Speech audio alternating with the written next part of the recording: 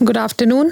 LJ mic में आप सभी का स्वागत है। मैं assistant professor Gunjan Paliwal from LJ school of law आप सभी का यहाँ पे वेलकम करती हूँ। आज हमारे बीच में उपस्थित हैं पीसी ठक्कर जी, जो रिटायर्ड डिस्ट्रिक्ट एंड सेशन जज रह चुके हैं। Sir, we welcome you, we are honour to have you here with us. आज हम सर के साथ में बात करने वाले हैं लिमिटेशन एक्ट के ऊपर। सर हमको इस एक्ट के ऊपर, परिसीमा अधिनियम के ऊपर हमको गाइड करेंगे और जो हमारे बेसिक क्वेश्चंस हैं, जो हमारी बेसिक रिक्वायरमेंट्स हैं इस एक्ट को समझने के लिए, आज सर हमें उसके ऊपर अपना मार्गदर्शन करेंगे। Sir, we are honoured to have you once again. Thank you so much for being here. Thank you very much. जी सर, तो मैं आपसे शुरुआत करती हूँ अब इस सेशन की। मैं एक आम जनता की तरह आपसे ये चीज़ समझना चाहूँगी कि जो हम अक्सर सुनते हैं कि हम जब कोर्ट्स में जाते हैं कि हमें कोई मामला दायर करना है कोर्ट में, तो लिमिटेशन एक्ट, परिसीमा अधिनियम, ये है क्या और इसकी ज़रूरत क्यों है और इसका पर्पस क्या है इस एक्ट का? वैसे देखा जाए तो limitation is a very ordinary word. हम सब जानते हैं, जैसे इसका ट्रांसलेशन करेंगे लिमिटेशन का तो कोई प्रतिबंध, कहीं पर सीमा, नियंत्रण, ऐसा इसका मीनिंग होता है। लेकिन गुजराती में इसको मर्यादा कहते हैं। ये आपको इस लिमिट में रहने का है। पर ये जो कानून में बात है लिमिटेशन की, वो वक्त के लिए है, वो टाइम के लिए है, समय के लिए है कि समय का लिमिटेशन कितना होना चाहिए। क्योंकि समय एक बार चलना शुरू करता है तो कभी रुकता नहीं है, और वो भी जिंदगी के साथ साथ चलता है। जिंदगी और समय एक साथ चलनी चाहिए। अगर कोई आगे निकल गया और कोई पीछे रह गया तो उसको हम डिस्प्यूट कहते हैं। वहाँ पर किसी का राइट इंजर्ड हो जाएगा, ऐसा भी हो सकता है। तो उनको साथ साथ कैसे चलाया जाता है? तो आपको कुछ ना कुछ नियंत्रण करना पड़ेगा। फिर एक एग्जाम्पल से मैं ये बात आपको समझा सकता हूँ कि एक स्टूडेंट है, उनको एग्ज़ाम देने का है, कल इनका एग्ज़ाम है, टाइम है 10 से 1 बजे का सुबह में, और उसने पूरी तैयारी कर ली है अच्छे से अच्छा परफॉर्मेंस के लिए। वो जाता है, लेकिन वो 11 बजे पहुंचता है। वहाँ पर सुपरवाइज़र ने ना बोल दिया कि आप एग्ज़ाम नहीं दे सकते, you are not allowed to enter in the exam hall. तो वो क्या ये दलील कर सकता है कि नहीं, मैंने तो फॉर्म भरा है, मैंने फीस पेड की है, एग्ज़ाम देना मेरा राइट है, मुझे अंदर अलाउड कीजिए? क्यों नहीं कर सकते? नहीं कर सकते, क्योंकि उसने जो टाइम लिमिट दी गई थी उनका उल्लंघन कर दिया है। उनको 9:45 बजे एग्ज़ाम हॉल में एंट्री ले लेने की थी, फिर भी नहीं ली उसने। तो that was his voluntary act. उसने अपना स्वेच्छापूर्वक वो नहीं आया था, तो उसका परिणाम भुगतना पड़ेगा। ऐसा होगा तो वक्त और ज़िंदगी साथ साथ चलेगी। जैसे अभी मैं एक एग्जाम्पल आपको बता सकता हूँ कि शहंशाह अकबर का वारिस बन के कोई आ गया आज के दिन में और बताएगा कि ये लाल किला मेरे बाप दादा की प्रॉपर्टी है, मुझे दे दो। कोर्ट में सिविल सूट फाइल करेगा तो कोर्ट क्या कर सकता है? अगर ऐसे ही डिस्प्यूट कोर्ट सुनती रहेगी तो जो लोग न्याय के लिए कोर्ट में आते हैं, विद इन टाइम आते हैं, उनका क्या होगा? कोर्ट तो इन्हीं बातों में फंस जाएगी। इसीलिए इन लोगों को रोकने के लिए, इनके लिए आपको 2 मैक्सिम्स समझने जरूरी है। The first one is that is in Latin. जी जी। विजिलेंटिबस नॉन डॉर्मेंटिबस जुरा सबवेनिएंट। गुजराती में भी सब लोग बताते हैं कि कायदो हमेशा जागृत વ્યક્તિને મદદ કરે છે। જે લોકો ઘરે જઈને સૂઈ જાય છે એમને કાયદો મદદ કરતો નથી। જે વ્યક્તિ કાયદા દ્વારા કોઈ ઉપચાર મેળવવા માંગતો હોય તો એણે બધી જ વસ્તુ સમયસર રીતે કરવી જોઈએ અને એમની તકરાર પણ સમયસર રીતે કોર્ટ સમક્ષ લાવવી જોઈએ। અને બીજું સૂત્ર છે, इंटरेस्ट पब्लिका अट सिट फिनिस लिटियम। इसका मतलब ये होता है कि समाज से डिस्प्यूट्स, तकरार, झगड़े, ये सब खत्म करने की स्टेट की, राज्य की जिम्मेदारी है। ये सब खत्म होना चाहिए। तो राज्य ने तो कर दिया, अदालतें भी है हमारे पास, पुलिस भी है, सब कुछ है। तो राज्य का ये ड्यूटी है, ये करना चाहिए। तो वो लोग कर रहे हैं, लेकिन उनको विदिन पीरियड में लाना वो बहुत ज़रूरी चीज़ है, वरना समय आगे निकल जाएगा, आपका डिस्प्यूट वहीं का वहीं ठहरा जाएगा और ज़्यादा कुछ इफेक्ट नहीं होगा।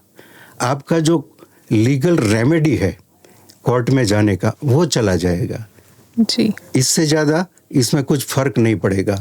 आप कानून की मदद नहीं मांग सकते इतने वक्त के बाद। बहुत एक मुझे शायरी याद आती है, आपने भी सुनी होगी कि सुबह आती है रात जाती है यूं ही, वक्त चलता रहता है रुकता नहीं, एक पल में ये आगे निकल जाता है। आदमी ठीक से देख पाता नहीं और पर्दे पे मंजर बदल जाता है। एक बार चले जाते हैं जो दिन रात सुबह शाम, वो फिर नहीं आते। जिंदगी के सफ़र में गुजर जाते हैं जो मकाम, वो फिर नहीं आते। जी सर, जी। जैसा सर आपने बहुत अच्छे से इस चीज़ को एक्सप्लेन करा है कि ज़िंदगी और समय दोनों ही साथ साथ चलते रहते हैं और समयबद्ध सीमा में ही हर व्यक्ति को काम करना चाहिए। सर, समय की जब हम बात करते हैं, हम जब टाइम पीरियड की बात करते हैं, तो लिमिटेशन एक्ट में हम 2 शब्द से कट अक्रॉस होते हैं। एक है हमारे सामने प्रिस्क्राइब्ड पीरियड और एक है हमारे सामने पीरियड ऑफ लिमिटेशन। तो सर, ये दोनों चीज़ क्या है और क्या डिफरेंस है इन दोनों के बीच में? ये दोनों वर्ड्स की डेफिनेशन, इसकी व्याख्या कानून में की गई है कि क्या है ये दोनों में थोड़ा सा अंतर है। तो first one is a period of limitation. जो कानून में पीरियड दिया गया, समय मर्यादा, समय अवधि दी गई है, ये लिमिटेशन एक्ट 1963 का आप शेड्यूल देखेंगे तो उसमें हर तरह के सिविल प्रोसीडिंग, क्रिमिनल प्रोसीडिंग, अलग अलग तरह के प्रोसीडिंग्स का टाइम लिमिट, जिसको पीरियड बोलते हैं, पीरियड ऑफ लिमिटेशन, वो शेड्यूल में दिया गया है। इसलिए पीरियड ऑफ लिमिटेशन में हम कुछ नहीं कर सकते। पीरियड ऑफ लिमिटेशन ऑलरेडी कानून की चीज़ है और उसमें लिखी हुई है, उसमें कोई कुछ नहीं कर सकता। लेकिन प्रिस्क्राइब पीरियड लिखी हुई चीज़ नहीं है। तो लिमिटेशन एक्ट का आप स्ट्रक्चर देखेंगे तो इसमें बहुत से ऐसे प्रोविज़न है, वो for the purpose of justice है, न्याय के लिए है। क्योंकि अगर आपका 3 साल में आपको सूट फाइल करना है कोर्ट में, आपका पीरियड ऑफ लिमिटेशन 3 इयर्स, 3 साल है, और जिस दिन 3 साल ख़त्म होते हैं उस दिन सैटरडे संडे का छुट्टी है, कोर्ट बंद है, और आपके 3 साल पूरे हो गए, सोमवार को तो 2 दिन और चले गए इससे, तो आपका क्या होगा? वो आपका सूट टाइम बार्ड हो जाएगा? नहीं। सेक्शन 4 लिमिटेशन एक्ट का जो कलम 4 है वो ये बताता है कि when court is closed time will stop to run. जिस दिन कोर्ट बंद, कोर्ट का छुट्टी रहेगा, उस दिन समय चलना बंद कर देगा। When it start to rerun, when court reopens, जब कोर्ट दोबारा खुलेगा तो फिर से आपका समय शुरू हो जाएगा। इसलिए अगर आप शुक्रवार को जो लिमिटेशन पूरा हुआ था और शनि और रवि का छुट्टी था कोर्ट में, तो आप सोमवार को वो प्रोसीडिंग इंस्टीट्यूट कर सकते हैं। लेकिन आपने सोमवार भी गवा दिया, then there is no remedy, then that proceeding will time barred. तो वो जो 2 दिन आपको मिले, पीरियड ऑफ लिमिटेशन तो 3 साल का था, लेकिन शनि रवि छुट्टी होने की वजह से due to section 4 of the limitation act आपको 2 दिन और मिल गए हैं। वो कानून में लिखे हुए नहीं थे, पीरियड ऑफ लिमिटेशन में लिखे हुए नहीं थे, फिर भी मिले। तो वो जो 2 दिन मिले, that is called prescribed period. इसी तरह से आपको अपील करनी है कोई कोर्ट के जजमेंट के अगेंस्ट में, तो आपको डिक्री के खिलाफ अपील करनी है तो डिक्री का सर्टिफाइड कॉपी चाहिए अपील मेमो के साथ। तो जैसे ही आप मांगेंगे आपको कोर्ट का डिक्री मिल जाएगा, ऐसा तो नहीं हो सकता। इसलिए आपको अप्लाई करना पड़ेगा कोर्ट में कि मुझे डिक्री का सर्टिफाइड कॉपी चाहिए, तो वो आपको 10 दिन के बाद मिलेगा। तो विद इन 10 दिन आपका पीरियड ऑफ लिमिटेशन ख़त्म हो गया तो, लेकिन आपने अप्लाई कर दिया हुआ है सर्टिफाइड कॉपी के लिए, तो आपका टाइम उस एप्लीकेशन की डेट से रुक गया है। और जैसे ही आपको सर्टिफाइड कॉपी मिलेगी, आपका समय फिर से दौड़ना शुरू कर देगा। Then it will become time barred. तो उसको जो पीरियड ऑफ लिमिटेशन से ज़्यादा कुछ दिन आपको मिल गए, तो उसी को प्रिस्क्राइब्ड कहते हैं। वो हमेशा पीरियड ऑफ लिमिटेशन से ज़्यादा होता है। और कब मिलेगा, कैसे सर्कमस्टांसिस में मिलेगा, ये सब के लिए सेक्शन 4 से 24 में बहुत कुछ इसमें समझाया गया है। जी। और बिल्कुल इजी है वो। जी जी जी, thank you so much sir. Sir, एक सवाल और मैं आपसे करना चाहूँगी। यही समय की जो अपन अभी बात कर रहे हैं, प्रिस्क्राइब पीरियड है, पीरियड ऑफ लिमिटेशन है। सर, एक टर्मिनोलॉजी हम और देखते हैं लिमिटेशन एक्ट में, जो है एडवर्स पोजेशन। बिल्कुल। तो ये एडवर्स पोजेशन क्या है? आप थोड़ा हमारी जनता को कुछ इसमें गाइड करना चाहें तो। एडवर्स पोजेशन क्या है, कोर्ट का क्या अप्रोच है, और एक आम आदमी के लिए एडवर्स पोजेशन समझने के लिए कैसे हम देखेंगे इसको? जैसे इनके नाम में ही बता दिया गया है, एडवर्स का अगर ट्रांसलेशन करेंगे तो विरुद्ध का, विरुद्धनु, गुजराती में बोलेंगे तो विरुद्धनु। पोजेशन मीन्स कब्जा। तो जो कब्जा जिस तरह से होना चाहिए वैसे नहीं है, लेकिन किसी के विरुद्ध में है, तो उसी को एडवर्स पोजीशन जनरली मैं आपको बताता हूँ कहते हैं। वो इसका डेफिनेशन नहीं है, ये सिंपली ट्रांसलेशन है। तो ऐसी चीज कब बनती है adverse? Adverse position word limitation act में लिखा हुआ नहीं है। लिमिटेशन एक्ट का 27 है, वो आपकी रेमेडी को बार करता है। आपके पास जो रिकवरी ऑफ पोजीशन का सूट फाइल करने की रेमेडी है, उसको बार्ड करता है। लेकिन वो पोजीशन कैसा होना चाहिए, वो कब से एडवर्स होना शुरू करता है, उन सब के लिए ये प्रोविज़न समझना बहुत ज़रूरी है। वरना हर पोजीशन कभी एडवर्स नहीं हो सकता। पहले तो हमें ये समझना चाहिए कि पोजीशन क्या होता है। जी sir. Position simply there can not be hard and fast definition, लेकिन सिंपली ये समझ जाना चाहिए कि पोजीशन अनेक तरह के होते हैं। जैसे आप बोलते हैं फिजिकल पोजीशन, तो आपका वो प्रत्यक्ष कब्जो, गुजराती में कहते हैं प्रत्यक्ष कब्जो। प्रत्यक्ष हो भी सकता है, नहीं भी हो सकता। आदमी अमेरिका रहता है, उसकी प्रॉपर्टी यहाँ पर है और लॉक करके चला गया है, तो वो विद इन पोजीशन है। वो फिजिकल नहीं है, फिर भी with in position, under his control है। तो ऐसा जो पोजीशन डिफरेंट काइंड्स के होते हैं, उस पोजीशन में कहीं कोई डिस्प्यूट रेज हो गया, तो वो डिस्प्यूट रेज होने की मोमेंट से एडवर्स पोजीशन के खिलाफ रेमेडी का समय शुरू होता है। और शेड्यूल में आर्टिकल 55, 56, 64, 65 ये आप देख लेंगे तो आपको देखेंगे कि 12 years the limitation has been, period of limitation is 12 साल का इसमें सूट फाइल करने का लिमिटेशन दिया गया है। तो 12 साल तो बहुत लंबा पीरियड होता है। फिर भी अगर कोई आदमी कोर्ट में रिकवरी ऑफ पोजीशन का सूट लेकर नहीं आएगा, तो then the remedy will expired. तो बाद में इसका इम्पैक्ट क्या होगा? किसकी रेमेडी एक्सपायर्ड हो गई है, तो फिर वो पोजीशन का क्या होगा? तो वो जैसे कि तैसा जो आदमी पोजीशन में अभी है, जिस तरह से एडवर्स पोजीशन में जो आदमी है वो रह जाएगा। और लेटेस्ट सुप्रीम कोर्ट का व्यू अभी ये भी आ गया है कि the person can file A suit for declaration of ownership. ऐसा आदमी ये भी बता सकता है कि मैं ये एडवर्स पोजीशन की वजह से ऑनर, मालिक बन गया हूँ। तो वहाँ तक बात पहुँच सकती है एडवर्स पोजीशन में। इसीलिए जो हमने पहले सवाल में किया था कि દરેક વ્યક્તિએ પોતાના અધિકાર માટે જાગૃત રહેવું જોઈએ, નહીં તો નહીં તો એમનો જે કોર્ટમાં જવા માટેનો હક છે, કોઈ પણ પ્રોસિડિંગ ફાઇલ કરવાનો હક છે, એ જતો રહેશે. Absolutely sir. બીજી વસ્તુ એવી આવશે એડવર્સ પોઝિશનમાં કે adverse position must be disputed position and it start from the moment of dispute only. When the position is a permissive position, then there can be no question of adverse position.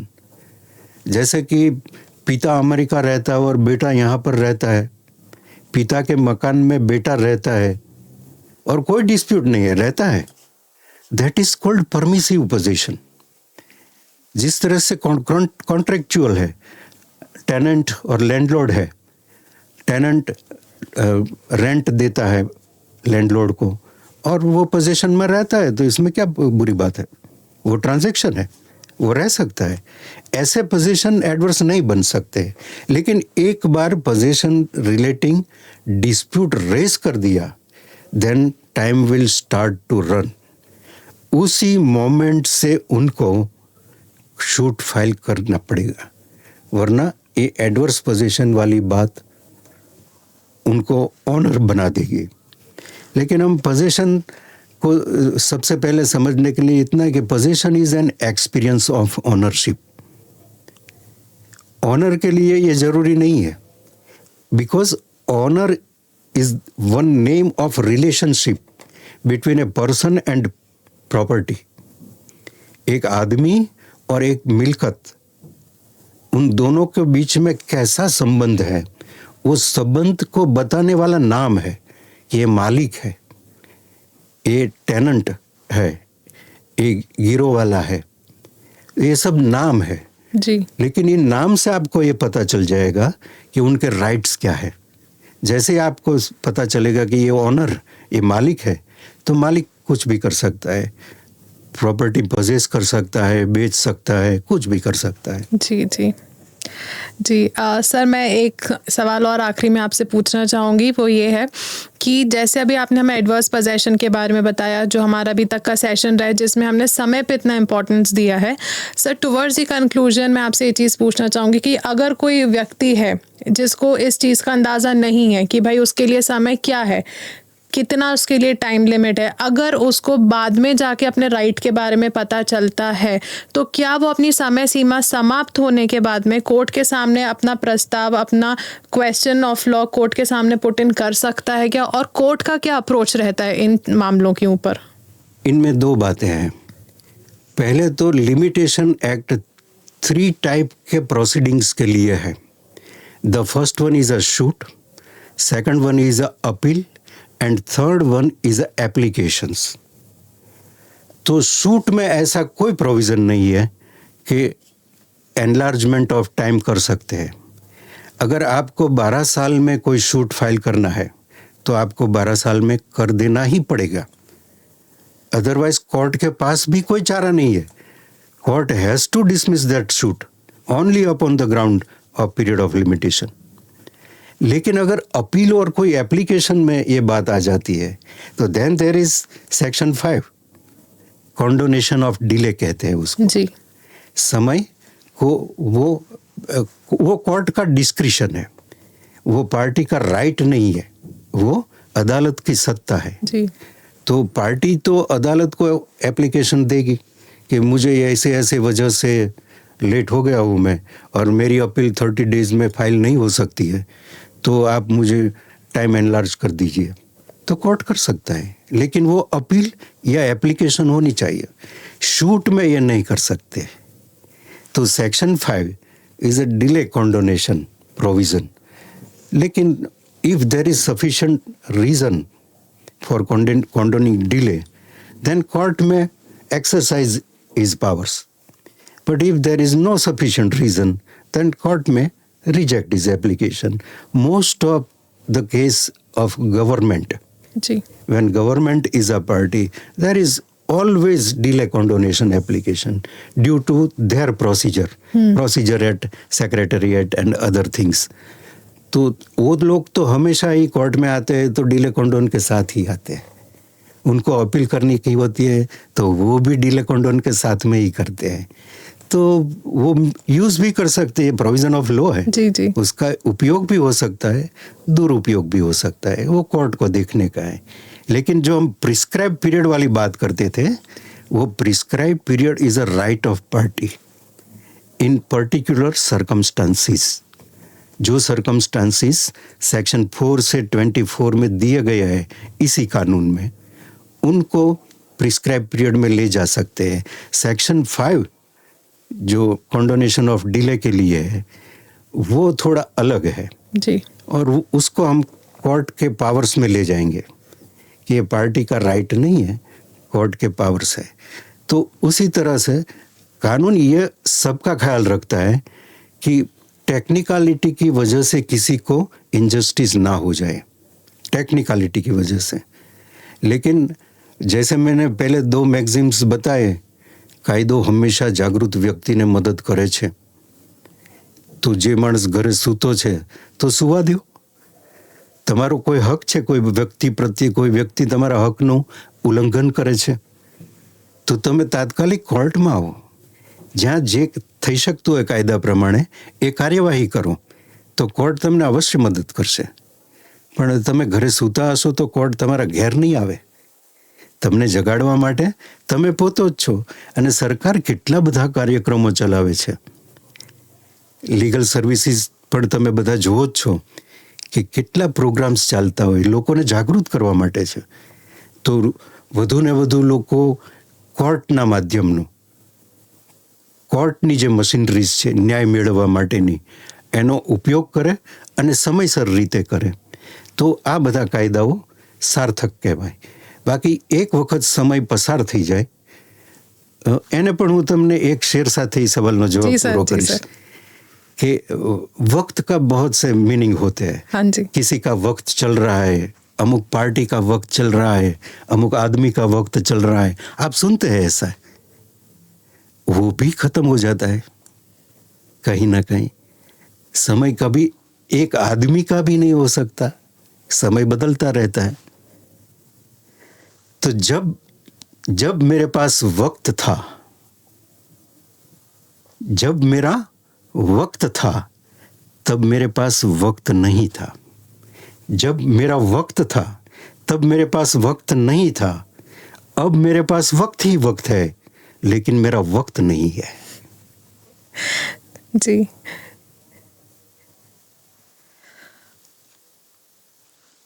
ગુજરાતીમાં પણ એક શાયરે બહુ સરસ કીધું છે, પસાર થઈ જતા સમય માટે। અને તમે બધાએ કદાચ નામ સાંભળ્યું હશે મરીઝ સાહેબનું, પ્રસિદ્ધ ગુજરાતી શાયર છે કે જિંદગી અને સમય એક સાથે જ ચાલે।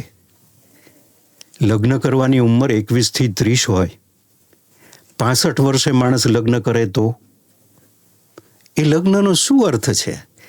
જે વસ્તુ જે સમયે થઈ જવી જોઈએ એ જ સમયે થવી જોઈએ, તો જ એનું શ્રેષ્ઠ પરિણામ મળે। સમય પસાર થઈ ગયા પછી કશું જ ના થઈ શકે। ગુજરાતી ભાષામાં કહેવત પણ છે કે વિવાહનું વર્ષીમાં લગ્ન સમયે જે ભેટો આપવાની હોય એ મૃત્યુની મરણોપરાંત ક્રિયા વખતે આપવામાં આવે તો નિરર્થક છે। એટલે એમણે એમ કીધું કે બધી જ વસ્તુ સમયની સાથે ચાલે એવું કરવું। મરીઝ સાહેબના શબ્દોમાં કહું તો આ જિંદગીના રસને પીવામાં જલ્દી કરો મરીઝ, એક તો ઓછી મદિરા છે અને આ ગળતું જામ છે। Thank you very much. जी जी, thank you so much sir, आपने बहुत हमको गाइड करा इसके बारे में। और जैसा कि हम सभी ने ये चीज़ आज सर से सीखी कि समय रहते हुए हमें हर काम को करना चाहिए। सरकार है, न्यायालय है हमारे साथ में, लेकिन अगर हम खुद ही जागरूक नहीं हैं अपने प्रति तो हमारी कोई भी मदद नहीं कर सकता।